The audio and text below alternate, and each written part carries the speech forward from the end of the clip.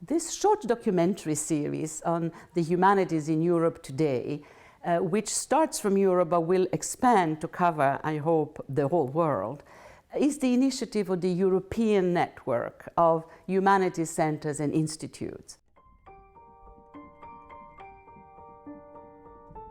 In the history of my career, people have always tried very hard to label me. Because I was born in Italy and started school in Italy, it was always a self-evidence for me that if I ever went to university, it would be the humanities. Et moi-même, qui avait 15 ans à l'époque, qui a commencé par faire de la science, j'ai beaucoup réfléchi aux questions d'Hiroshima et de Nagasaki, et cela m'a amené aux sciences humaines. I think I was 15 or 16-year-old and I read in the newspaper an article about a physicist, Ad Lagendijk, who had his inaugural speech in Amsterdam about the arrogance of physics and how all kinds of physicists make claims about religion that they should not make. There are several descriptions I can offer of myself, but the one that I would prize the most is that if I could call myself a public intellectual.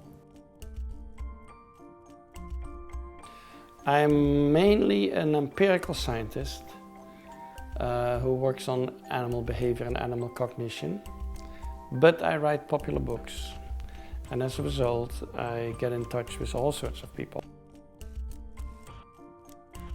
J'ai fait une thèse en physique, en théorie des rayons X, qu'on m'ait proposé de faire une traduction d'Einstein en français.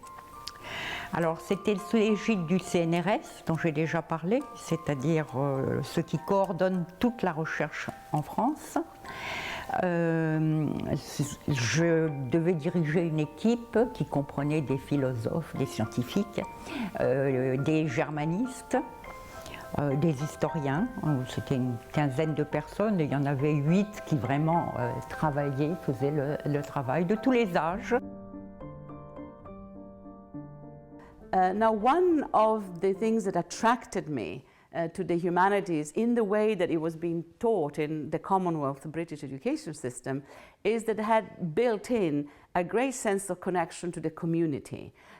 It was really about service, and it was not uncommon for everybody after classes to do some sort of volunteer work. I checked this with my colleagues in the Ivy Leagues of the United States recently and discovered that it is still the case that, for instance, for admission to a place like Harvard, high scores, of course, are absolutely necessary, but also hundreds of hours of community service, of volunteer work. It is still the case that that is one of the qualifying elements for admission to the big schools. So that sense of a connection between university, particularly the humanities, and humanity, the real people out there, was completely crucial and attracted me to the field. I think that people have something of themselves invested in their institutions, in their country. I mean, some people don't, but some people do. And therefore you have to handle those institutions carefully, because those institutions are not just, as it were, machines. So we have some awful phrases like the machinery of government, or the mechanics of change, and so on.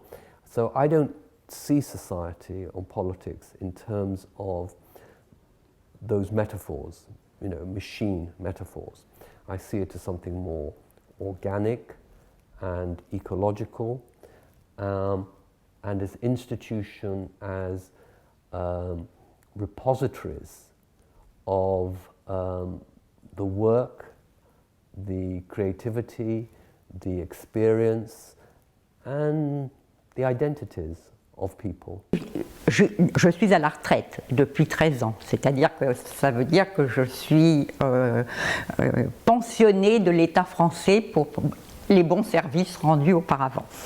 Et dans ces services, ils ont consisté essentiellement à enseigner la physique. Au début, j'étais enseignant-chercheur, comme je vous disais, c'est-à-dire que les critères d'évaluation étaient en principe recherche et enseignement, et même on a ajouté un peu plus tard la vulgarisation, la divulgation de la science. Mais de fait, le principal critère, c'était celui de la recherche. I think the most important thing is that the humanities start looking more carefully at the world and what they can study there, rather than only studying itself and its own history. Because there are so many themes going on at the moment. Technology's impact on what it means to be human, the environmental issues, terrorism, new forms of religion, extremism. There's so many things that we need to understand and that are part of what it means to be human, that are really a very good basis for, well, starting to do research in the humanities. And I think if we could do that, if we could maybe join forces somehow and find common themes that are worth exploring from all the various subfields in the humanities, I think that would be very important. Lorsque vous parlez de position, il faudrait définir un lieu bien particulier où j'habite dans la totalité du savoir. Hein? Eh bien non. Je n'ai pas de position. Parce que, puisque je vous ai dit tout à l'heure que j'étais dans le pont entre les sciences et les lettres, ben, je n'ai pas de position, puisque je suis précisément dans la relation entre les deux. Et je crois que la grande tradition philosophique, c'est cela même, c'est-à-dire non, pas de position.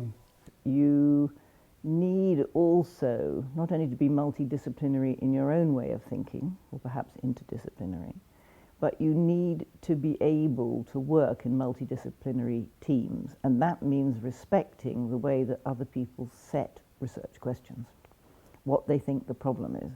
Because finding the answer to things is one kind of challenge in life, but the biggest challenge really is knowing what the right question is.